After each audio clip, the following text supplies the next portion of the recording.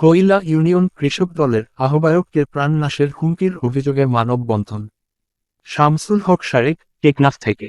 টেকনাফের খৈলা ইউনিয়ন শাখা কৃষক দল আহ্বায়ক মুরাদ হোসেন চৌধুরীকে ৮ নং ওয়ার্ড আওয়ামী লীগের সাধারণ সম্পাদক দক্ষিণ আলীখালী এলাকার গবি সুলতানের ছেলে মু মোহাম্মদ মিয়া ও তার ভাই ডাকাত মোহাম্মদ জমির মিয়া সহ ১০ বিভাজন ১২ জন অজ্ঞাত ব্যক্তি প্রাণ নাশের হুমকি দিয়েছে বলে অভিযোগ তুলে তাদের গ্রেফতারের দাবিতে হৈলা স্টেশনে কৃষক দলের মানববন্ধন অনুষ্ঠিত হয়েছে।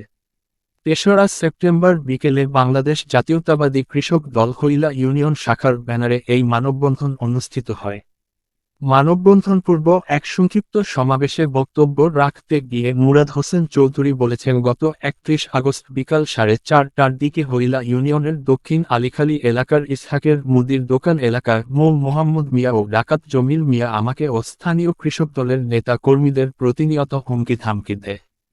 এ খবর পেয়ে মুরাদ হোসেন চৌধুরী প্রতিবাদ করতে গেলে তাকে প্রাণে মেরে লাশ গুম করার হুমকি দেয় বলে জানান। এ ঘটনায় তিনি টেকনাফ থানায় অভিযোগ দিয়েছে বলেও জানান। তিনি আরও বলেছেন, লেদা, আলীখালী, উলুচামড়ি কোনারপাড়া ও পশ্চিম পানখালী এলাকায় এদের একটা সন্ত্রাসী সিন্ডিকেট রয়েছে। এ ব্যাপারে তদন্তপূর্বক সন্ত্রাসী ও ডাকাতদের দ্রুত আটক করতে যৌথবাহিনীর সহায়তা কামনা করেছেন তিনি। এ ব্যাপারে অভিযুক্তদের পক্ষের মোহাম্মদ মিয়া বলেছেন, এখানে এইরকম কোন ঘটনা ঘটেনি, এটা ষড়যন্ত্রমূলক বলে আমি মনে করি।